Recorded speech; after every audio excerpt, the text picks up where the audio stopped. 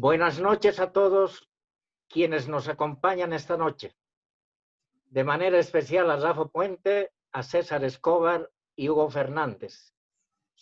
No solo saludarlos, sino agradecerles por su cariñosa aceptación a compartir su conocimiento y experiencia sobre la vida y el sentir político en nuestra Bolivia. Esa realidad política que compartirán los tres ha presionado al CI, al Centro de Espiritualidad Ignaciana, a organizar 3 conversatorios sobre el mismo afán en un año. Para octubre del 19 hicimos un conversatorio sobre esas elecciones nacionales. Para octubre 20, otro. Y ahora, noviembre 20, otro. Y consideramos como bueno haberlos hecho, ya que nuestra intención es reflexionar de la mejor forma posible sobre esa realidad política tan imbricada, tan complicada y hasta misteriosa, yo diría. Y así tener nosotros elementos buenos y certeros, en la medida de lo posible, para actuar en nuestra búsqueda del bien común.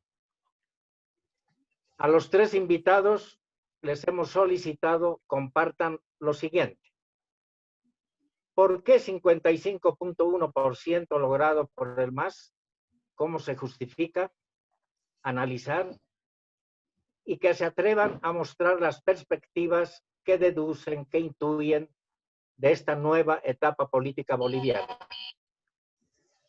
Voy a presentar algunos datos sobre la vida de cada uno de los expositores, no para una formalidad, sino considero que es bueno saber de dónde viene lo que escucharemos. Rafa Puente estudió filosofía, teología y psicopedagogía. Se dedicó intensamente a la educación.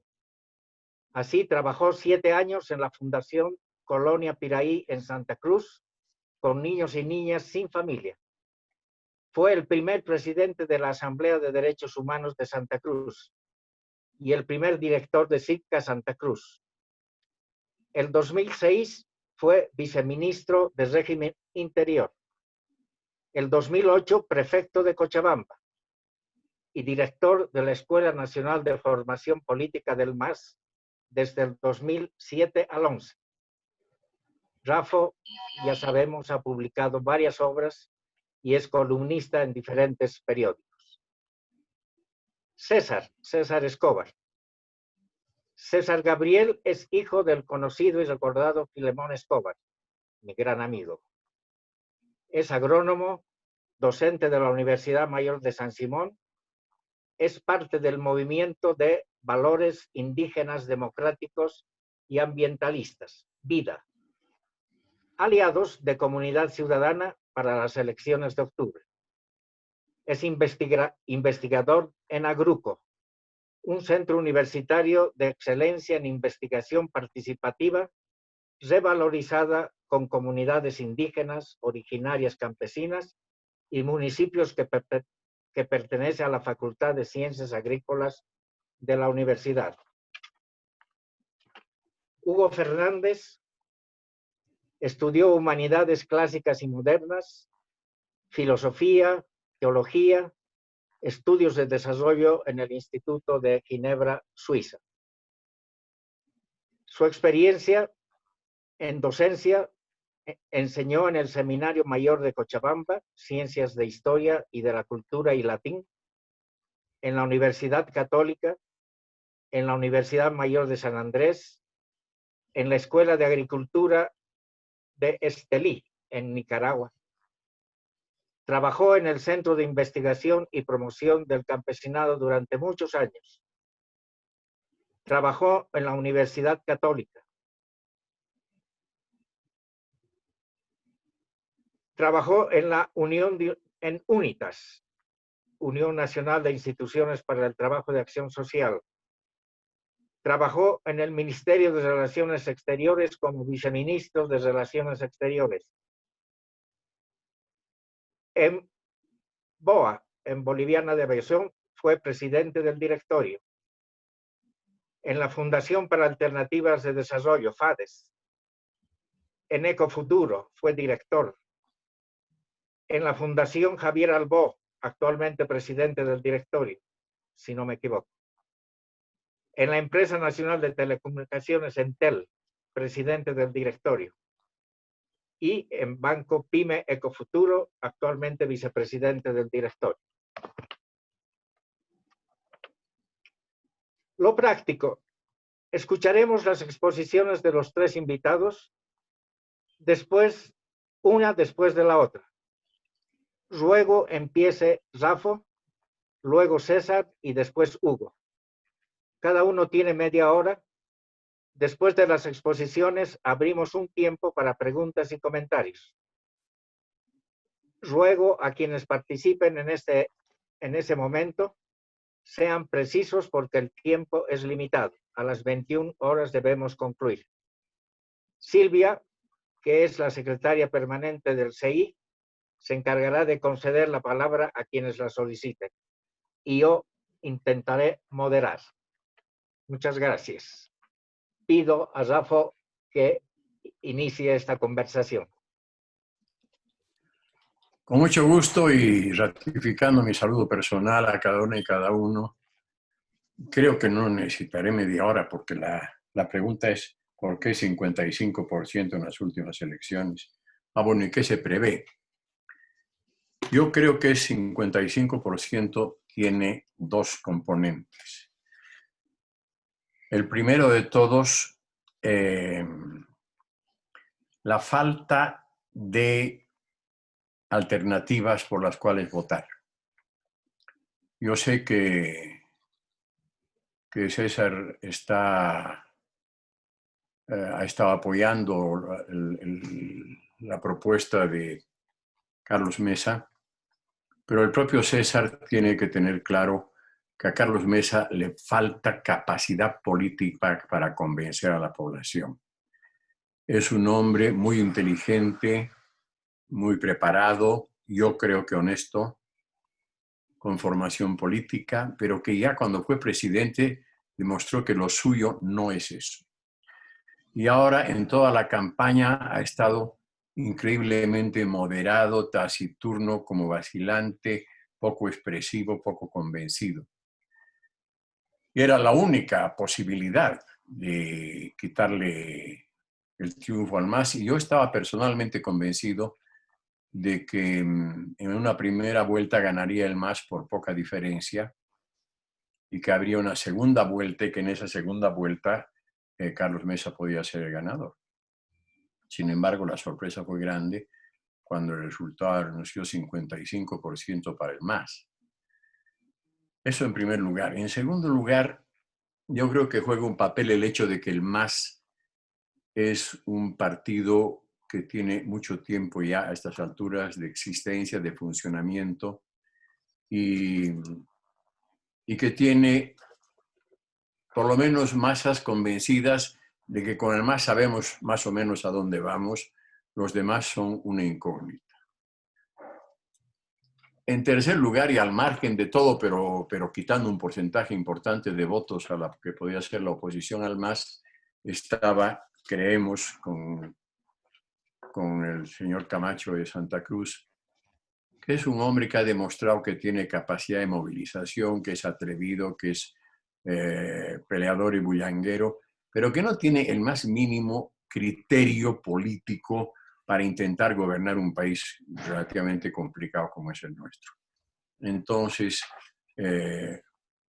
se ponía la situación suficientemente incierta para que mucha gente prefiriera votar por lo más seguro, que era el MAS. Además, los candidatos del MAS resultaban sorprendentemente interesantes para muchos. David Choquehuanca, por supuesto, es lo mejor que tenemos en la política nacional en este momento. Es un hombre que entiende el país, es un aymara profundo, pero que nunca ha dejado de tener interés y valorar todas las demás culturas y pueblos que hay en nuestro país. Yo personalmente le debo a David que en tiempos del programa NINA que él dirigía, me haya llevado a dar cursos de formación a todos los rincones de Bolivia. No era nunca el David pecado de aymarismo, sino que siempre he entendido la importancia de todos los pueblos, de todas las expresiones y de todas las corrientes. Y en este momento, como se expresó en su discurso en el día de la posesión del nuevo gobierno, David es un hombre de mirada amplia, profunda, espiritual, pero concreta y muy nacional. De hecho, cuando salió de candidato, yo le escribí felicitándolo, pero expresándole que para mí él tenía que haber ocupado la candidatura presidencial. Por su parte, Luis Arce tiene a su favor la experiencia de haber sido ministro de Economía y de ser un economista experto, preparado, aunque tiene en su contra el hecho de que como ministro de Economía colaboró sin ninguna dificultad en malversar la plata del Estado, haciendo las barbaridades que le mandó a hacer Evo. Empezando por el edificio del Ministerio de Economía, amoblado con alfombras persas, de lo cual nunca nos vamos a olvidar, pero por supuesto pasando por otra serie de gastos y de absurdos gastos, como la sede de UNASUR, como el Museo de Orinoca, qué sé yo, no me voy a meter en todo esto. Y de todo eso, Luis Arce no es inocente, ha sido por lo menos complaciente, cuando no corresponsable. Pero era el representante de un partido que ya se sabía que era, que había gobernado 14 años, que se conoce el país y que había logrado además, por fin, hacer que no fuera Evo su único candidato y su única expresión. A pesar de todo, yo creía que el resultado iba a ser diferente, pero puestos a analizar, creo que en gran medida lo que ha pasado es eso. Había mucha gente que prefería un voto seguro, saber a qué vamos, saber por dónde vamos a andar, y no la incertidumbre que generaba la candidatura de Carlos Mesa, muy excesivamente discreta en toda su campaña electoral, poco concreta en las propuestas de cambiar la situación del país, que además, para mucha gente, lo de cambiar la situación del país traía consigo el peligro inminente de que entráramos en una crisis económica, dada la coyuntura internacional difícil, entre ellas el famoso COVID, pero no solo eso, sino en general la inestabilidad política que estaban entrando muchos países del continente y que en Bolivia parecía que podía llegar a producir, entre otras cosas, algo que a todo el mundo le da mucho temor, como es la devaluación de la moneda del boliviano. En ese sentido, Luis Arce era la mejor garantía de que eso no iba a pasar. Y efectivamente, claro, al mantener el sistema y al mantener los principios y al mantener algunos sectores y autoridades por ahí, ha logrado, hoy por lo menos, parece una estabilidad económica y política que a mucha gente era lo que le preocupaba. Y no creo que hayan votado por una confianza personal ciega en la persona de Luis Arce, sino en esa especie de garantía de estabilidad y de no arriesgar a novedades y a cambios que podían ser complicados. A eso se añade que en nuestro país, si algo podemos afirmar, es que las fuerzas de derecha, y el Carlos Mesa, yo creo que es un hombre equilibrado, moderado, pero que, puestos a calificar políticamente, se sitúa en la derecha moderada, en la derecha responsable. No tengo ninguna acusación contra él.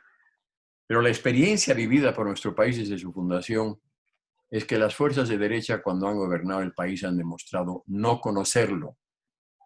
Todos, no conocerlo, no saber exactamente, no saber con precisión cómo funciona esta sociedad, qué significan aquí los pueblos indígenas, cada vez menores en proporción de la población ciudadana, porque hay muchos que se vienen a la ciudad y se olvidan de que eran indígenas y se compran un trufi. y en la parte de atrás del truffi ponen un letrero que dice tu envidia es mi progreso, o sea que han perdido el criterio compartido de colectividad, de todo eso, y se vuelven tan individualistas como el que más. Pero dentro de eso todavía hay una cantidad de población indígena que se reconoce como tal y que está organizada en pueblos indígenas y a los cuales es importante tener en cuenta a la hora de votar.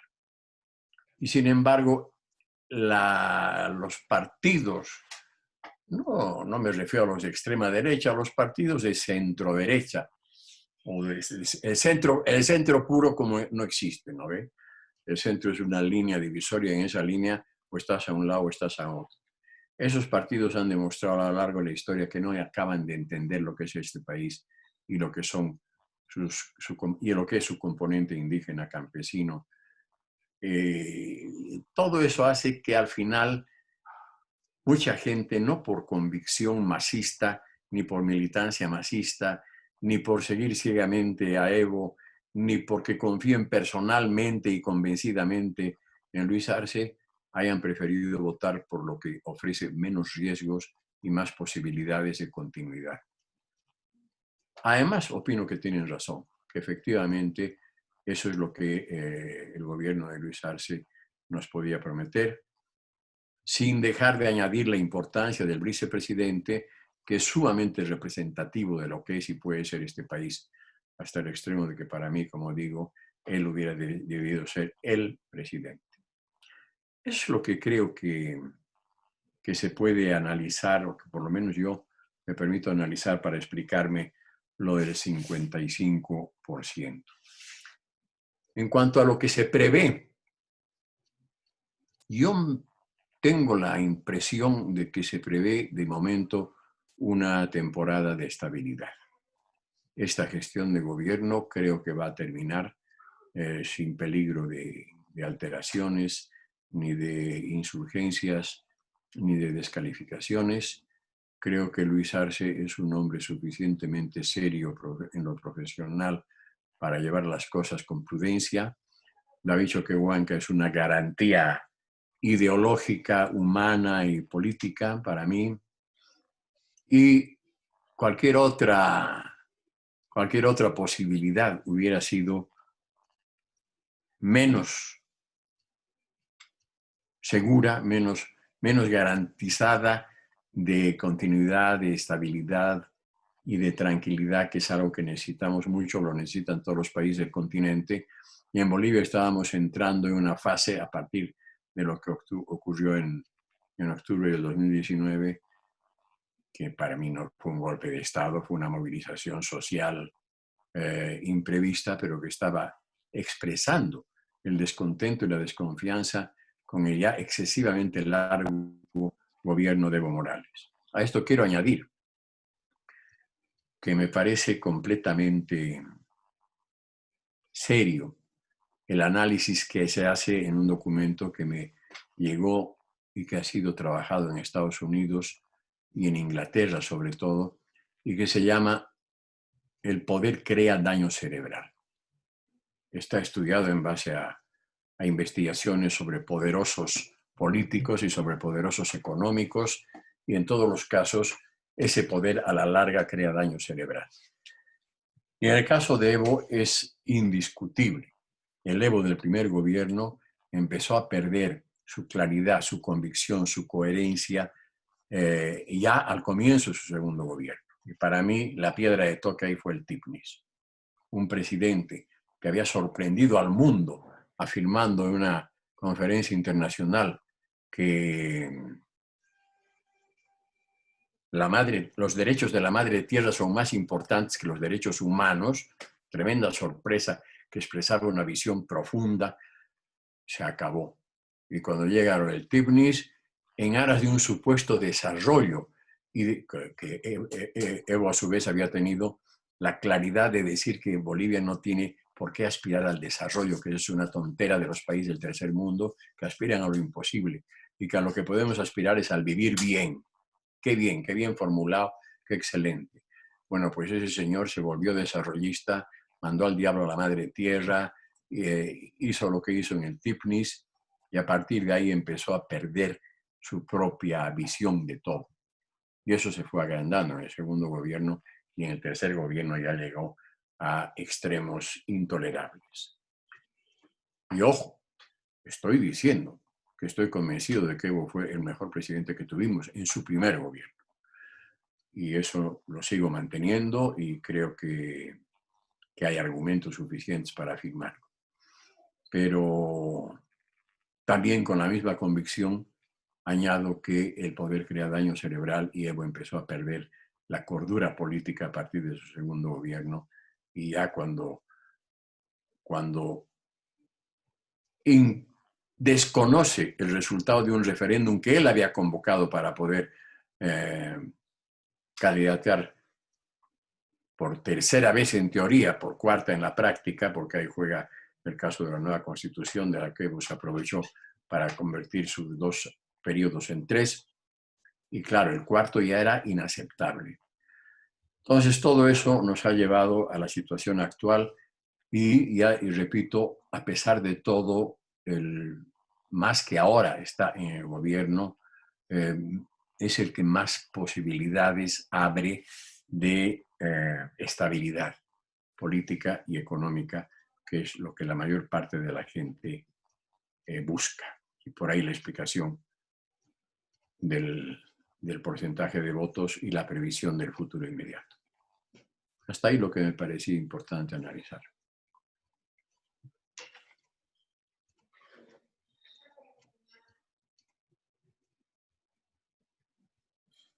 Amable, estamos bien en el tiempo. Voy a pedir a César, tengo el gusto de haberlo conocido hoy, un gusto, que nos haga, que comparta su experiencia sobre este tema que estamos tratando. Muchas gracias.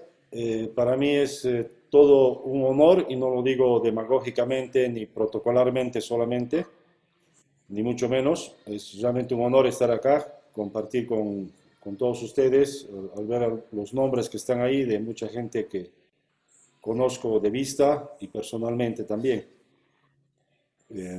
Muchas gracias por la invitación, por tanto, ¿no?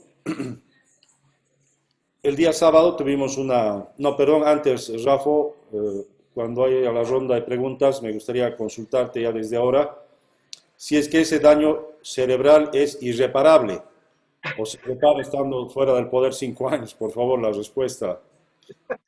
Sería bueno conocerla.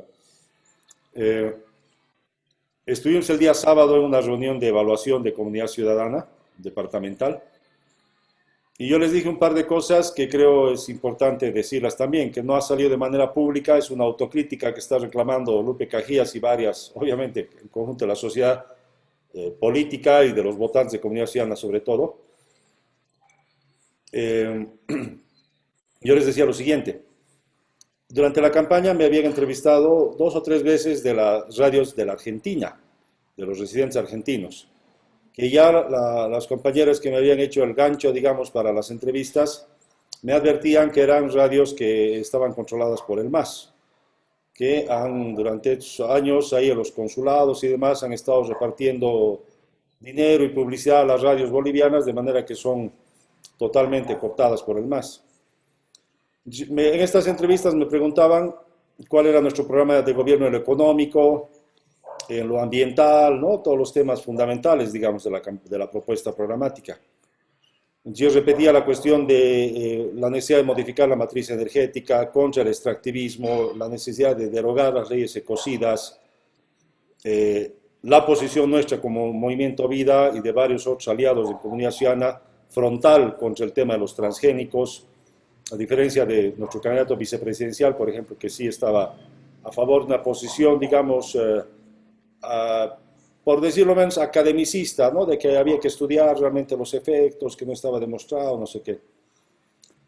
En el plano económico, lo único, digamos, fuerte que decíamos era que la pandemia nos iba a obligar a recurrir a préstamos de organismos multilaterales. Utilicé ese término, organismos multilaterales, para no decir Banco Mundial o BID, porque es medio mala palabra eso en Bolivia. porque solamente los préstamos multilaterales garantizaban una liquidez a la economía de Bolivia, primero con los bonos y luego con créditos a muy bajas tasas de interés, y a 10 años de gracia, etcétera, etcétera. No podíamos recurrir a créditos comerciales. Finalmente es algo que está haciendo también el gobierno, el actual gobierno de Arce, ¿no? Yo diría autocríticamente que ese es el punto en el plano económico más derechista que hayamos asumido en nuestra posición programática. Inclusive, Comunidad Ciudadana defendió el tema de la necesidad de la estabilidad laboral de los trabajadores en temas de la pandemia, etcétera, etcétera, ¿no? En los temas ambientales, el programa de Comunidad Ciudadana es bastante progresista, creo que diría hasta envidia de los partidos verdes europeos, lo que se plantea ahí. Bueno, el día sábado, en la autoevaluación de Comunidad Ciudadana, les digo, no tuvimos la capacidad de mostrarnos ante los sectores populares de los barrios periurbanos de las ciudades y mucho menos ante los sectores campesinos indígenas del país como una alternativa al masismo. No tuvimos esa capacidad. En esa entrevista con la radio argentina, una vez que yo terminaba de hablar, me decía el periodista, ya con tono medio gaucho, ¿y usted cómo le va a convencer de estos puntos a su candidato Carlos Mesa?, me decía. Yo le decía, a ver, compañero, la primera vez les respondí de buena manera, pero ya en la segunda y tercera entrevista que me decían lo mismo, les dije, yo no estoy vendiendo gato por liebre. Lo que les estoy exponiendo no es mi posición personal, es el programa de Comunidad Ciudadana. Es un programa bastante progresista en muchos temas, ¿no? Y no les estaba haciéndoles un cuento ahí en ese momento, improvisando algunas posiciones programáticas. Entonces, lastimosamente, no tuvimos la capacidad de llegar con esta propuesta programática a estos sectores, ¿no? Ahí seguramente fallamos también los mensajeros, no es solamente el buen mensaje, sino también quién lo dice. Seguramente ese fue una de las fallas, pero primer punto señalado, incapacidad de mostrarnos como, no de ser, sino de mostrarnos como la alternativa al MAS para estos sectores populares, campesinos e indígenas. Porque sí lo somos, digamos, en términos programáticos. En segundo lugar, y un poco derivada de la primera, incapacidad nuestra de desmarcarnos, de diferenciarnos de los sectores conservadores y de derecha en el país. Durante la campaña era Áñez, Murillo, Camacho, Mesa, son lo mismo, la derecha, golpista, contra la pollera, contra la huipala y listo, a la misma bolsa. Entonces eso, esa incapacidad de diferenciarnos de la derecha, digamos, como una opción electoral. Esa es primera parte, digamos, de lo que nosotros no tuvimos las capacidades suficientes, ¿no? Lastimosamente, en la etapa final, en la recta final de la campaña, una vez que aparecieron las encuestas más fiables, digamos, como fue la de Fundación Jubileo, que ya preveía la posibilidad de una victoria del MAS en primera vuelta, ingenuamente, creo, nuestra dirección política, a la cabeza de Carlos Mesa y todos los que están alrededor de él en la dirección política de La Paz, llegan a la conclusión de que la única manera de evitar la segunda vuelta es ir a disputar el voto de Camacho a Santa Cruz. De esa manera, después de un largo encierro por la cuarentena y por la edad que tiene también el compañero Carlos Mesa, se va a Santa Cruz a hacer campaña y dice cosas que hasta nosotros mismos nos sorprenden. Por ejemplo, la posibilidad ya abierta de permitir el cultivo transgénico de manera más masiva. La posibilidad de modificar la función económica y social de la tierra para darles más flexibilidad a los agroindustriales. Es decir, con una lectura de que el conjunto de Santa Cruz es un sector que sigue ciegamente a sus élites agroindustriales y a sus élites de estos grupitos de poder que manejan el comité cívico y todo ello, ¿no? Sin reparar que existe una muy alta diversidad ya de actores políticos en Santa Cruz, entre ellos una muy importante presencia de jóvenes ambientalistas, porque en este momento apoyar al sector agroindustrial es ir en contrarruta y en la práctica, en contrarruta de políticas ambientales y en la práctica alentar la lógica ecocida de quemado de los bosques, de la expansión de la frontera agrícola, etcétera, etcétera. Entonces era demasiado ingenuo ir a disputar ese voto a Santa Cruz, y lo que creo que más bien ha sucedido es que hemos, con esa actitud de disputar espacios de la derecha en términos discursivos, lo que hemos provocado es perder votos para Comunidad Ciudadana y no hemos ganado un solo voto de estos sectores, ¿no?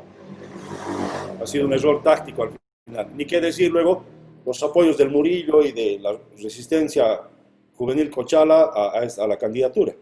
En este segundo argumento de que tendríamos que habernos diferenciado de mejor manera de las posiciones de derecha, porque así lo mandaba nuestra cuestión programática y muchos candidatos expresaban esa línea.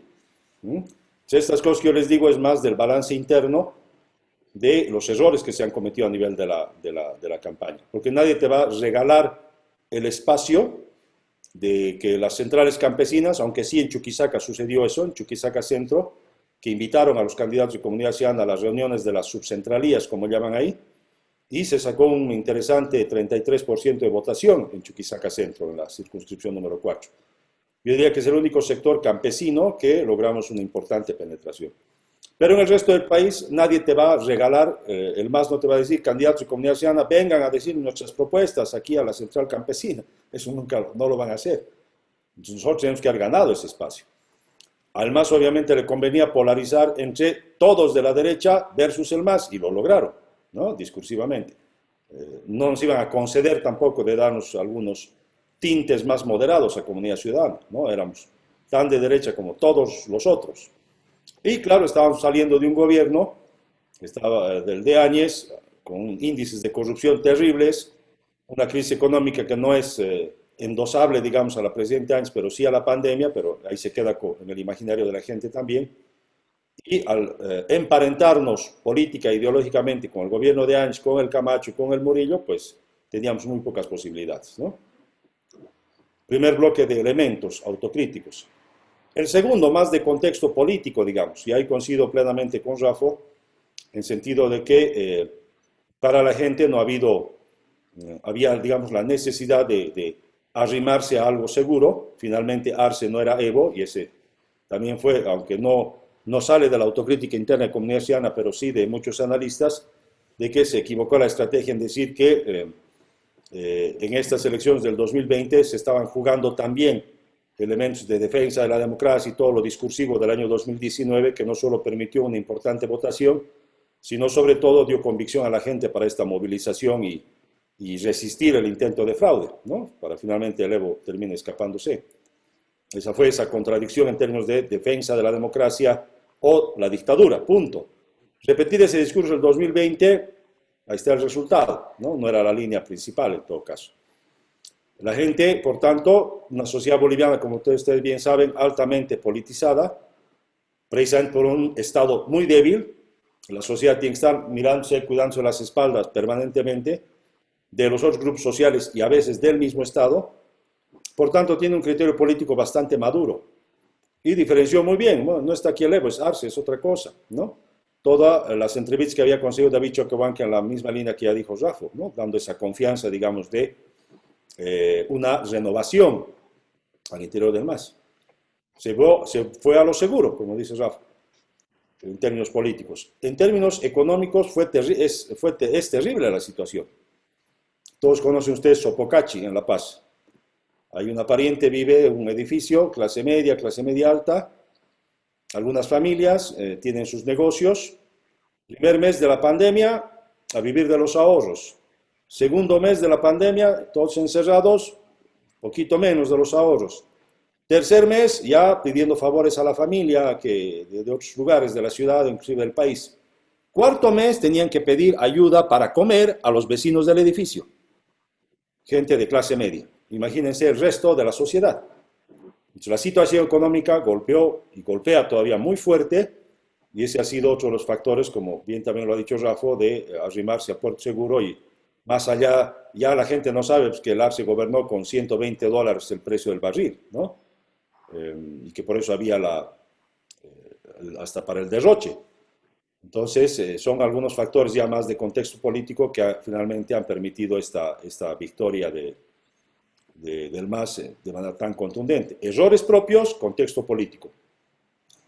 Derivado de ello, también me gustaría compartirles de que yo me tomé el trabajo de hacer una comparación de los resultados del año 2019 y ahora del 2020 en el caso de Cochabamba, Hemos subido algo de votación en el conurbano, en Sacaba, El Cercado y Colcapiro y Quillacollo, pero en el resto de las provincias inclusive hemos bajado de votación. Lo poco que habíamos logrado seducir a sectores campesinos indígenas, teníamos a la compañera que ahora es diputada, Toribia Lero, que es descendiente, los que conocen ahí un poco la historia de ese, ¿cómo se dice? Pues bisnieta, o algo así, de Juan Lero, del primer presidente del gobierno comunal posesionado por el Zárate Vilca. Viene un poco de ese linaje, ha estado trabajando durante mucho tiempo con los sectores indígenas, pero ha sido impenetrable el asunto, ¿no? de penetrar estos sectores para mostrarnos como una alternativa. Bueno, hemos perdido votación en zonas rurales. Comparando la votación de Creemos con la de Ortiz del año pasado, ha bajado que suponemos se ha venido a Comunidad Ciudadana.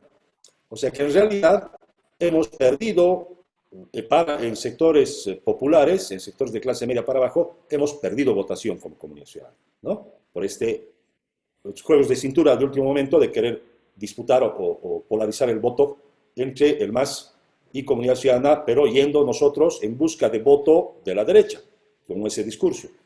Cuando lo correcto más bien era ir en busca de voto masista, ¿no? De ese voto moderado que tiene el MAS, que de alguna manera lo encarnamos el año pasado con esta reivindicación de lucha democrática.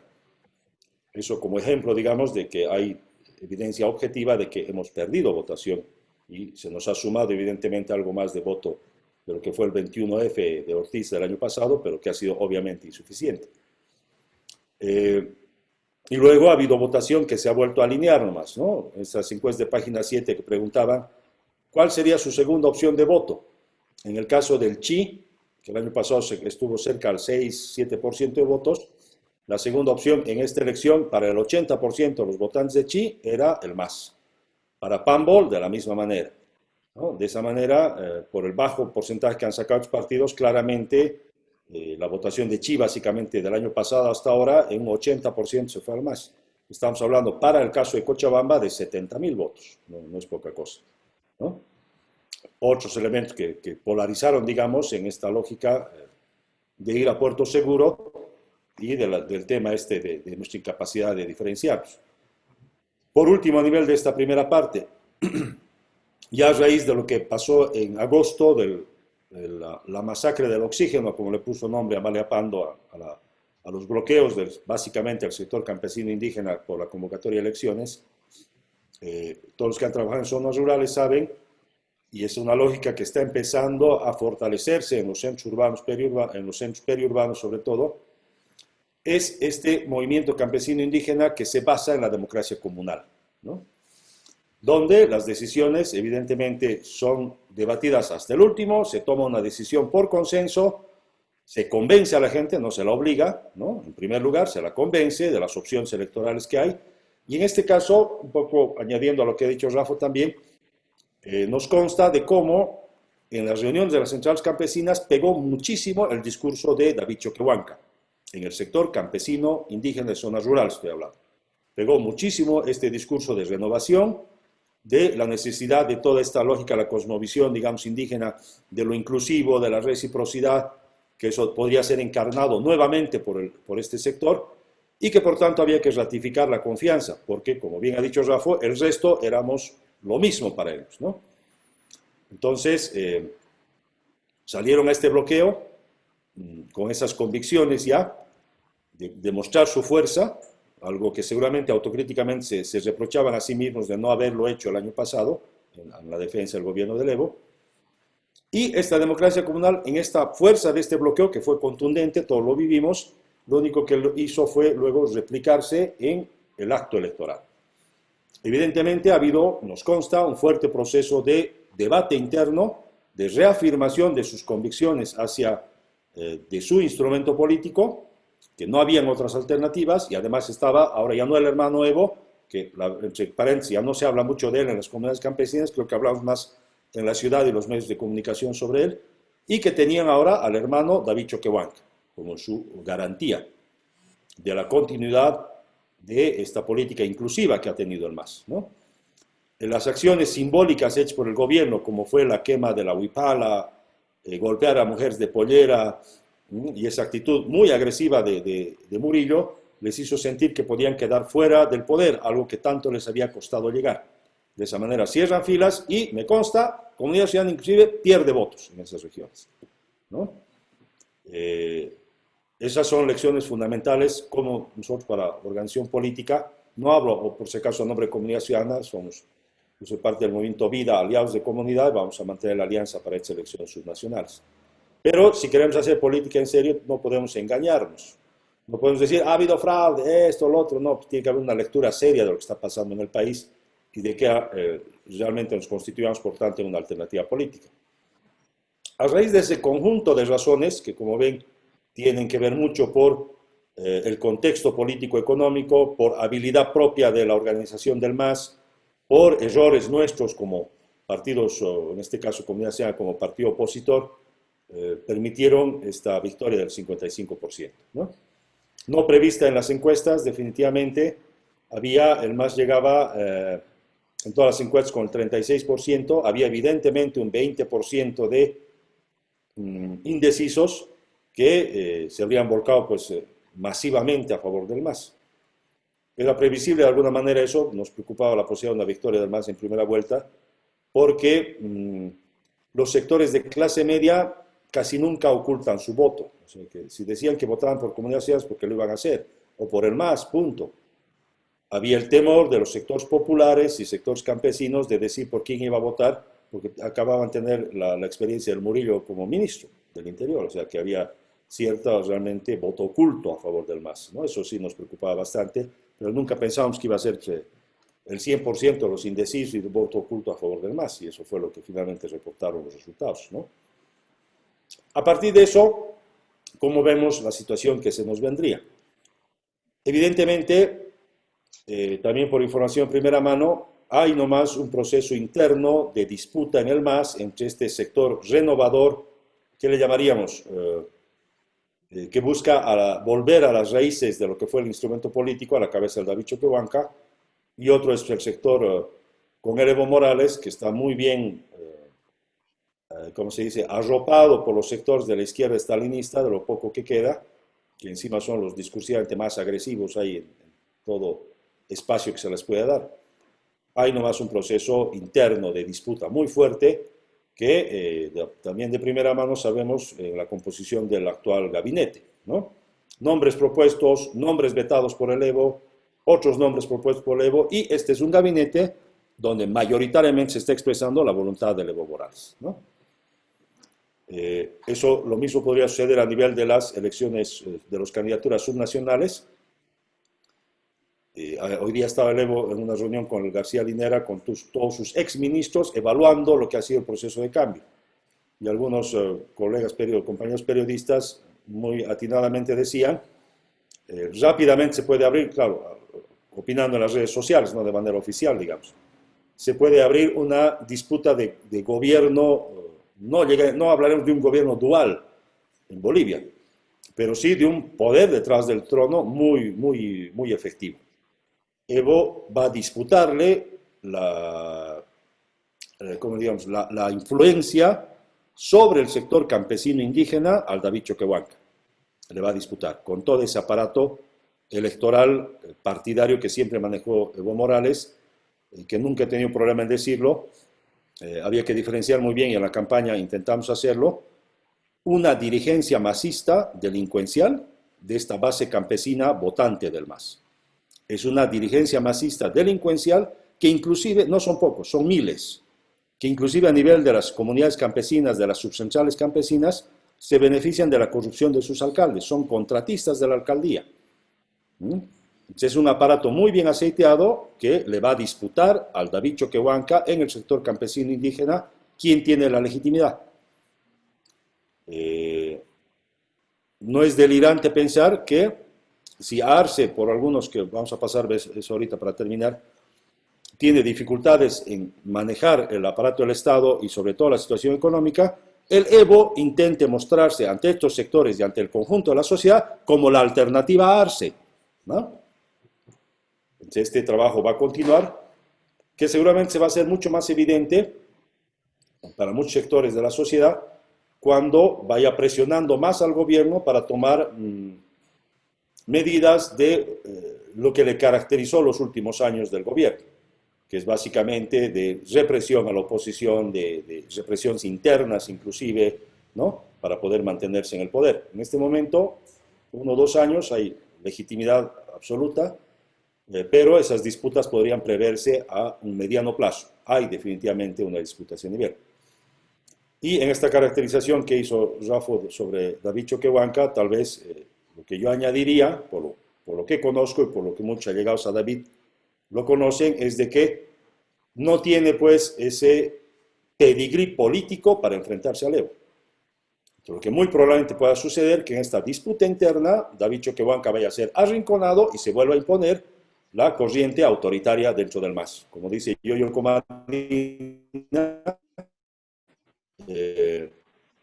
estos impulsos autoritarios ha tomado el gobierno, va a retomar el poder. Los impulsos autoritarios dentro del MAS están en sus genes. Muchas esperanzas que lo político pueda suceder, depositar sobre David Choquehuanca, ahora sí, es muy posible, pero en el mediano plazo, por el perfil político de David Choquehuanca, es muy poco probable. Por tanto, tendrían que ser las organizaciones campesinas indígenas, que son las que han empezado a buscar esta renovación y precisamente lo han catapultado a David Choquehuanca, los que tengan que hacer esta resistencia. Ahora, resulta que por diseño, como diría el Javier Medina, por diseño la organización campesina indígena es fuerte en su territorio, es fuerte en la comunidad, es fuerte en la subcentralía campesina, es fuerte en la central campesina, pero la legitimidad y la capacidad, digamos, de interpelación se va perdiendo en la medida en que va subiendo, digamos, de nivel territorial. Y por tanto, la fuerza del movimiento campesino indígena para ponerse al frente de Evo Morales en la política nacional boliviana no va a suceder, por diseño. Otra cosa es el debate en la base campesina y demás, esa es otra historia. De esa manera se entiende por qué ha habido tanta impostura, tanta traición de la dirigencia campesina, mientras más va subiendo en la escala de la representación. Y podemos encontrar muy pocos casos de gente que se haya mantenido absolutamente legítima en términos de representatividad, etcétera, de su base. Por tanto, esperar. David Choquehuanca no lo va a enfrentar al Evo. La organización campesina indígena en la base posiblemente sí, pero como organizaciones de federaciones únicas y de la CSUCB o de la CONAMAC no lo van a hacer. Dudo, por diseño, estructuralmente. Eso no podría suceder. ¿Qué preveo, por tanto, de esta pequeña lectura en el plano político? Un retorno a mediano plazo del poder político de Evo al interior del gobierno, y si van caminando mal las cosas en el plano económico, puede presentarse el mismo como alternativa ARCE, y con esto termino. La situación económica no es de los 14 años, ¿no? Ya estamos recurriendo a estos préstamos que pidió la Áñez con el gobierno, con el parlamento anterior, para dar los bonos. Las reservas internacionales están muy bajas. Y si ha habido un sector importante de la sociedad boliviana que ha votado por ARCE, sobre todo los sectores periurbanos populares, empobrecidos de las ciudades, han votado por ARCE porque es el puerto seguro en la economía. Y si la economía no es resuelta, ¿no?, estamos preveyendo 1 o 2 años de que retomaríamos la inestabilidad política. Y ahí el Evo, gran alternativa. Y nosotros, como partidos opositores, en este caso, la influencia que podamos estar con comunidad ciudadana, no demostramos no superar estos problemas que tenemos internos en términos de ser una alternativa más, de diferenciarnos de la derecha, ojo, no de manera oportunista, porque eso está claramente escrito en nuestros asuntos programáticos, pues para la sociedad el Evo puede terminar siendo la alternativa, imagínense. Tenemos grandes retos como organizaciones opositoras y esto hay que trabajarlo en debates como este, con gente tan valiosa como ustedes y estar con un oído muy atento a la retroalimentación de la sociedad sobre el camino a seguir. Vamos a escuchar todo, menos golpe de Estado, menos ir a rezar a la puerta del cuartel para que nos solucione los problemas. Gracias. Muy agradecido por tu intervención. ¿Ves? Aprendemos. Bueno, querido Hugo, es tu turno. Bien, muchas gracias. Vamos a poner el reloj para que no me pase. En tiempo estamos bastante bien. Sí, yo creo que estamos bien. A ver, yo quisiera comenzar con una anécdota. Cuando estaba yo en la Cancillería, conversaba con mucha gente del exterior que venía a informarse, a ver, y preguntaban. Y una de las preguntas que más me llamó la atención fue, ¿y dónde está el partido? ¿No? El partido se suponía que era el MAS, ¿no? Pero la gente no lo veía por ningún lado, ¿no? O sea, había unos líderes, había unos movimientos sociales, había unos portavoces, etcétera, pero el partido como tal no estaba, ¿no? Entonces, claro, yo trataba de explicarles de dónde venía todo eso de los movimientos sociales, etcétera, pero muchos de ellos decían, no, si no hay partido, no hay nada, ¿no? Tiene que haber partido. Y yo no tenía una respuesta para entonces, ¿no? Bien, lo dejo eso así. ¿Qué pasó cuando el año pasado, hace un año, cuando yo ya vi que se acabó Evo? Porque en un momento dado uno tiene que darse cuenta que las cosas se acaban, ¿no? Y se acabó Evo. Y conversando, sobre todo con mi esposa y con gente más allegada, yo decía, pero queda el partido. O sea, el trabajo de la oposición desde el principio, ¿no? Desde el principio fue un trabajo de demolición de Evo. O sea, porque se reflexionó y se trabajó sobre el supuesto de que caído muerto el perro, muerta la rabia, ¿no? O sea, que había que demoler a Evo. Y eso lo he conversado yo durante mucho tiempo con colegas, ¿no?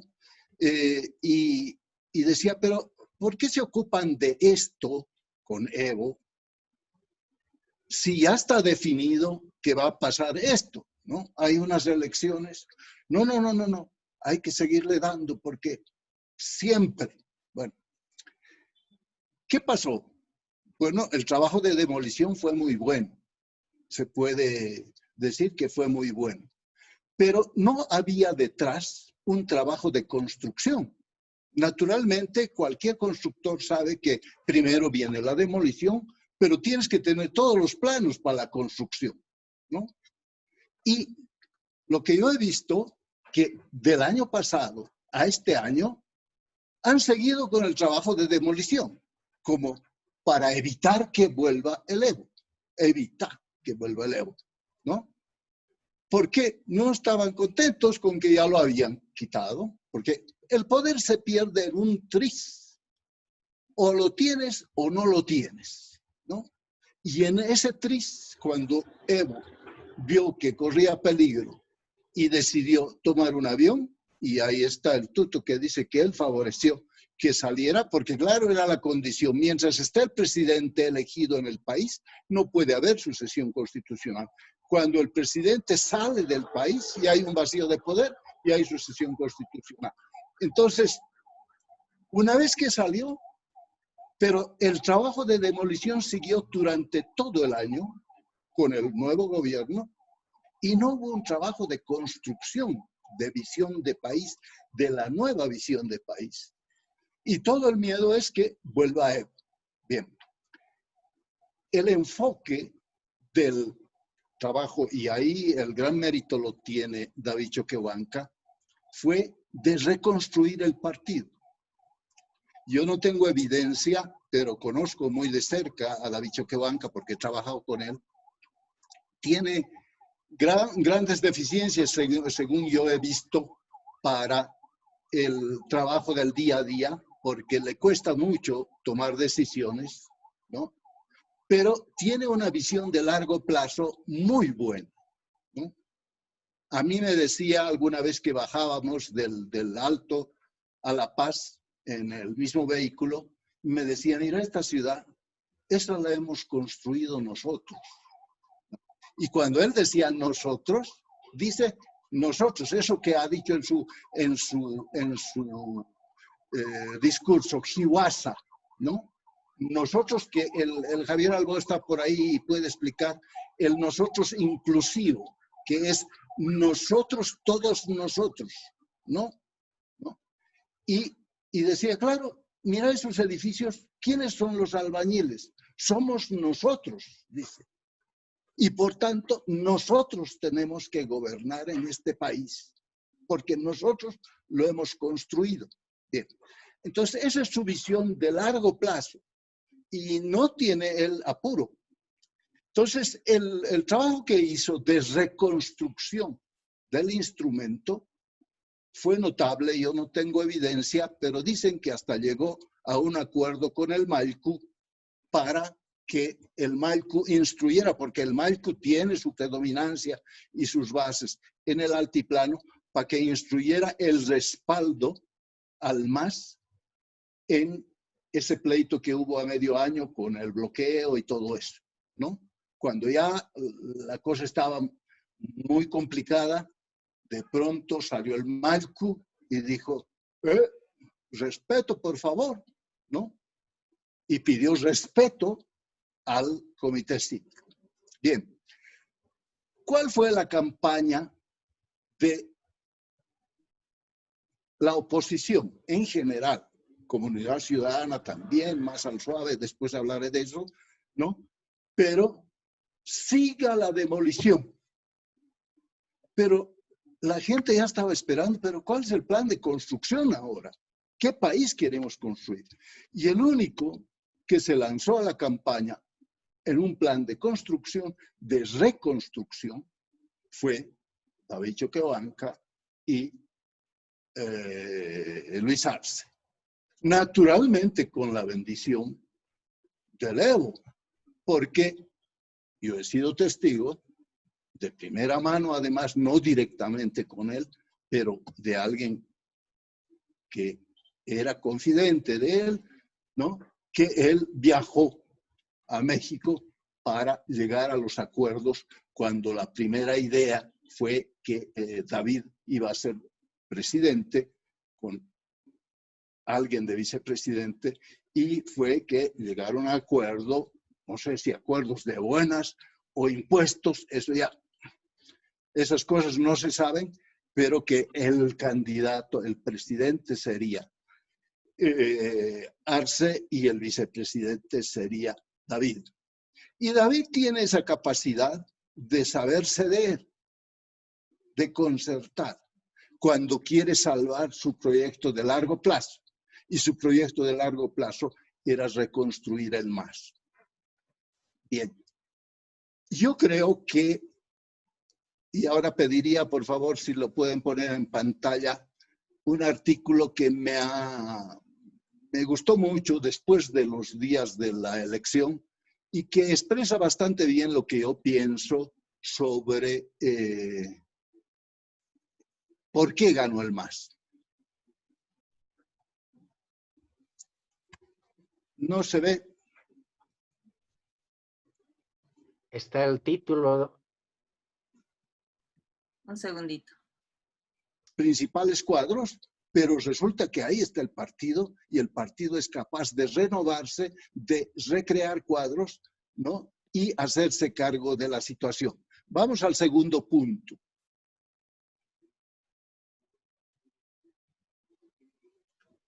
La siguiente página. Y este es un punto muy importante.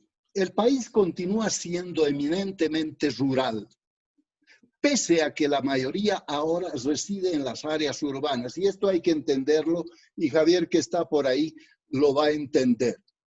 Nos lo puede explicar más que lo va a entender, perdón. La fuerte migración campo-ciudad no significa que la cosmovisión indígena campesina haya cambiado, solo ha cambiado de lugar. Y esto es muy importante en la lectura del país. Yo creo que la oposición no lee bien al país. Y claro, cuando uno no lee bien, se equivoca, ¿no? El país, dice, sigue siendo eminentemente rural, pero este término rural no lo tomemos como que vive en el campo. Se ha trasladado a la mayor parte de las áreas urbanas del país. Y lo puedo decir de el Alto, naturalmente, que es el más característico, pero también de la ciudad de La Paz, también de Sucre, también de Tarija, también de Santa Cruz, ¿no? O sea, casi todas las ciudades, ciertamente las 3 ciudades del eje son así, ¿no? Y así como en el 52 el conflicto era entre la oligarquía y las clases medias unidas a los proletarios mineros y unidos a los campesinos, o sea, los bloques del poder era este bloque movimentista, pero encabezado por las clases medias contra la oligarquía. Ahora tenemos 2 bloques, según mi lectura y según este amigo, que son las clases medias, porque ya no hay oligarquía, o sea, están buscando a quienes le van a poner ese impuesto a la riqueza, no hay oligarquía, o sea, cuando se liquidó las roscas, se liquidó la oligarquía juntamente. Estamos las clases medias urbanas con las clases populares e indígenas en contra, como 2 bloques. Y entonces aquí se entiende esto de el país continúa siendo eminentemente rural. Este rural hay que entenderlo como que la mayoría reside en áreas urbanas, pero su cosmovisión de los salteños, de los del Pampajasi, de los de arriba de Chasquipampa y de los de el Plan 3000, su cosmovisión indígena campesina es la misma que lo de los que todavía residen en el campo y ha cambiado de lugar. Y esos son los que se ofendieron muchísimo y comenzaron ahí a hacer estropicios y marchar gritando ahora sí guerra civil, cuando la policía se quitó los membretes de la huipala y quemaron la huipala. Ese es el tema. El país continúa siendo eminentemente rural, pese a que la mayoría ahora reside en las áreas urbanas. La fuerte migración campo-ciudad no significa que la cosmovisión indígena campesina haya cambiado. Ha cambiado de lugar. Ahora reside mayormente en las ciudades. El tercer punto es el otro lado de esta medalla. Los políticos de clase media y media alta urbana, que no son masistas, tienen una alarmante falta de empatía con los sectores populares de clase baja, media baja y perurbana. Ni qué decir con el área rural, que además nunca han ido ni la conocen. Los días que tardó el escrutinio, yo me entretuve en ver más de cerca el programa tan excelente que tenía de conteo la Corte Electoral, porque te muestra el país no solamente como globo, donde naturalmente estaba ahí el MAS sumando votos para llegar hasta el 55%, sino mientras estábamos en los 2, 3 primeros días del conteo, yo quería ver qué es lo que faltaba contar y me comencé a entrar a los municipios más rurales, no solo de La Paz, sino de Santa Cruz, de Tarija, de Potosí, etc. Y es curiosísimo cómo en esos municipios más rurales, primero, claro, el recuento era 0, 0, 0. Pero cuando se comenzaron a contar, había cosas, yo diría, espantosas, porque era 80% puro más, ¿no? Por supuesto que no estoy hablando ahora de los municipios del Chapare, donde la votación llega al 97%, pero en todo ese área rural es así. Y si no, entren, porque se puede entrar todavía a la página de la Corte Electoral y ahí uno entra por fracciones del país y puede ver todos los municipios cómo ha resultado la votación. Entonces, hay este tema de cómo podemos cambiar que los políticos de clase media y clase media alta traten de entender un país que son 2 países. En uno de sus artículos, que yo conozco bastante bien, Javier Albó, habla de la Bolivia profunda y de la Bolivia globalizada. Y claro, este es el encuentro que ha habido el 18 de octubre. La Bolivia globalizada contra la Bolivia profunda. El 4 dice, aunque parezca mentira, muchos no entienden lo profundo del concepto de plurinacionalidad. y por eso no pueden hilvanar un discurso para llegar con suficiencia a personas que viven a unas cuadras de su barrio. Y esto es bien importante. Felizmente Carlos Mesa ya se dejó de hablar de restaurar la república, ¿no? Cuando yo traté de entender por qué él quería restaurar la república, y claro, quería restaurar la separación de poderes, o sea, las características más clásicas de el enfoque de la democracia liberal, lo cual yo también lo comparto, ¿no?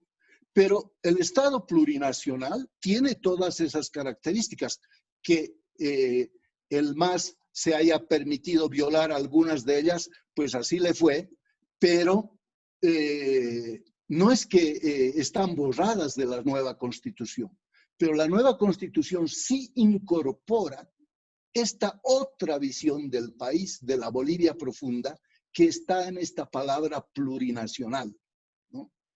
Mientras la Bolivia globalizada no entienda que este país es plurinacional, va a ser difícil que trate de darle un mensaje que le llegue a estos que son plurinacionales y además que viven a unas cuadras de su barrio. El 5 es para todos. Aquí no hace distingos el autor. Dice la mayoría, y creo que es la mayoría del país, no tolera el racismo. Esa lacra humana que este año reapareció en el gobierno de Áñez, en el Comité Pro Santa Cruz y en resistencias de estilo paramilitar. Y este racismo existe en todo el mundo. Hay una crisis ahora en la primera potencia mundial en Estados Unidos, pero también hay un racismo profundo en Bolivia como herencia todavía de aquel enfoque oligárquico y de supremacista blanco que era vigente en el país hasta la caída, digamos, hasta el Congreso Indigenal del 45. El 6. La campaña del binomio masista de cercanía con la gente, de visitas en mercados y reuniones con sindicatos, fue superior a la de comunidad ciudadana, responsablemente biosegura, pero fría, distante y centrada en redes sociales. Por supuesto, son dos estilos muy diferentes, ¿no? Y ahí no podemos hacer nada, cada uno tiene su estilo, pero ciertamente la campaña, violando quizás normas de bioseguridad en época de pandemia, pero ciertamente Arce y Choquehuanca se mezclaron mucho más con la gente que Carlos Mesa. La moderación intelectual de Mesa, que sin duda es una virtud, no tiene buena acogida en un contexto de polarización más versus anti-más, en el que prevalecen más que nunca las emociones. Y es verdad que el país estaba así. Cuando yo me he referido a la campaña de demolición, eran los del MAS contra los anti-MAS. Y esto, claro, ha obligado a los del MAS a ocultarse. Ahora viene otra anécdota mía. Cuando yo fui a votar el 18 de octubre, fui naturalmente, vivo en Obrajes, y fui naturalmente a una escuela que queda ahí en la Plaza de la Loba, o sea que en el centro de Obrajes. Bien, hice mi fila, etcétera, y voté felizmente sin problemas, pero al salir se me acercó un periodista, bueno, no era periodista, después me enteré, un funcionario con un micrófono, y me dijo: mire, yo soy de C.S. Mori y quisiera yo entrevistarle sobre, porque estoy delegado para hacer la encuesta a boca de urna, y quisiera yo entrevistarle. Y yo le dije, y después, claro, yo reflexioné y dije, pucha, qué sonso he sido. Y yo le dije: mire, disculpe, por favor, yo no quiero declarar nada. Y me fui. Lo digo esto como anécdota porque yo sé que los de C.S. Mori dependen de la apertura de la gente para que le recojan un dato que después servirá dentro de un programa estadístico para establecer cómo fue la votación. Fue curioso cuando después una de las justificaciones que dio Fies Mori para no tener inmediatamente a las 8 de la noche los datos, es decir, es que nos hemos encontrado con muchos que no querían revelar su voto. Y yo dije, qué interesante, el voto oculto va a ser voto por el MAS. ¿Por qué? Porque claro, tú no te puedes arriesgar ahí delante de la gente en un barrio que es anti-MAS a decir yo soy del MAS. O sea, es arriesgar el pellejo. Yo así actué y supongo que mucha gente ha actuado así. Por injusto que pueda sonar, Mesa heredó de rebote, casi por fenotipo, que es un prejuicio, las altisonancias de Áñez, Murillo y López. Y eso también es una realidad. Nuestro país es así, ¿no? Cualquiera que es un poco más blanquiñoso, como mi hijo, le molesta mucho las altisonancias de los pachamámicos. Y al revés, a cualquiera que es un poco más negrito, le molesta mucho las altisonancias de Áñez, Murillo, López o Mesa. Esto en este país afecta, no hay más remedio, hay que contar con él. Contrariamente a lo que ocurría en la era Evo, hay quienes no votaron por Arce, candidato más bien soso, dice, sino en contra de los demás, a los que consideran ineptos. No había por qué más votar, dijo alguien como reflejo de ese pensamiento, y algo de esto también dijo Rafa, ¿no? Claro, que ¿por qué voy a votar? No hay nadie por qué votar. Y después aquí en este punto 10 él lo salva a Camacho. Camacho jugó sus cartas legítimamente en detrimento de la candidatura de Mesa, cierto, pero el resultado de las elecciones no puede ser atribuible a aquel, sino a la incapacidad de Mesa, de revertirlo. Y ahí yo tengo otra anécdota. No sé si el Lito tiene por ahí una cosita que yo le he mandado para que lo ponga. Sí, sí. No, esto Sí, ya está. ahí está. Ya, ahí está. Bueno. Miren, unos 2 o 3 días, no sé, no me acuerdo, antes de las elecciones, creo que una semana antes, cuando se acabaron las encuestas, yo le mandé a mis amigos mi predicción. Yo le dije, mira, estas son mis 3 vistos todas las encuestas, las he estudiado, además había estado presente en la presentación de una de ellas que hizo Raúl Garafulic, etcétera, o sea que pude comparar muy bien los enfoques de las 4 o 5 encuestadoras, y de todo eso saqué yo este resumen y dije, mire, mi primera opción es esta, o sea, mi primer pronóstico, que MAS va a ganar con 40%, Comunidad Ciudadana con 39%, creemos sacará un 16% y el resto un 5%. Ese era el resultado más previsible según yo, y que en segunda vuelta ganaría Mesa porque, claro, del 39 al 41 era fácil. Mi segunda opción era que MAS ganaba con 42%, Mesa con 37%, fíjense, MAS gana 2 puntos, Mesa pierde 2 puntos, y creemos gana 1 punto, pero creemos le saca ese punto al resto. Aquí la pelea está entre MAS y Mesa. Y en segunda vuelta, naturalmente, vuelve a ganar Mesa. Y mi tercera opción era que el MAS ganaba con 44%, y sacándole otros 2 puntos más, naturalmente, a Mesa, que ya queda en 35%, a 9 puntos. Creemos vuelve a ganar 1 punto, que se lo quita al resto nuevamente, y en segunda vuelta gana MAS. Este era mi pronóstico. A este pronóstico un amigo, no de aquí, sino de España, me manda y me dice, sí, pero yo oigo que el MAS puede ganar en primera vuelta. Y yo le dije, claro, esa sería una cuarta opción, en que MAS le saca 1 punto más a Mesa, 45, y Mesa se queda en 33 y por supuesto gana en primera vuelta, pero sería esa una cuarta opción. Así yo era de pesimista ante las elecciones. ¿Qué pienso yo que ha pasado? Según mi análisis, yo pienso que desde el principio Comunidad Ciudadana leyó mal y leyó mal las estadísticas. En las elecciones del 2014, el MAS había ganado con 61%.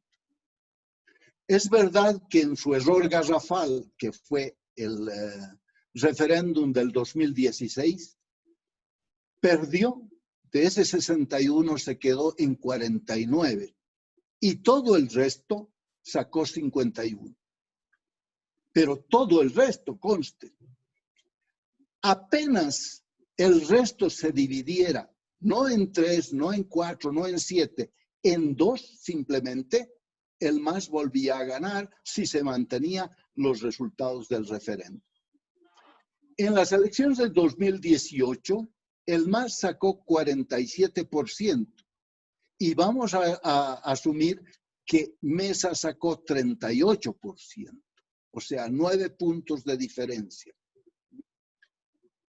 Es muy difícil eso de calcular, pero no sé en qué momento Mesa, que sabía que era el segundo y que su máxima aspiración era ir a segunda vuelta, no sé qué momento pensó que él podía ganar en primera vuelta. Y eso ya es una lectura equivocada. Total, que el MAS del 47% al 55% solo ha ganado 8 puntos. En cambio, Mesa ha perdido todos esos puntos a favor del MAS. Está muy claro que si uno se miente a sí mismo, todos los políticos mienten. Yo no le, aunque todas las encuestas decían que Camacho no iba a pasar del 15%, 16%, él siempre decía que iba a ir a segunda vuelta. Claro, ¿cómo va un candidato a decir en público que él solo aspira a sacar el 15%? ¿No? Él tiene que decir que va a ganar, pero es una mentira piadosa que está muy bien, todos la entendemos, pero el rato que él se la cree, está perdido. Entonces, el rato que Mesa creyó que tenía la mayoría del país, se acabó. Lee mal y como lee mal, las cosas le salen mal. Este es mi análisis de la situación y de las causas. La causa principal es cómo estoy leyendo este país. Yo pienso para futuro que el tema no es un tema de personas, sino es un tema de partidos. Y ahí, ¿quién ganará?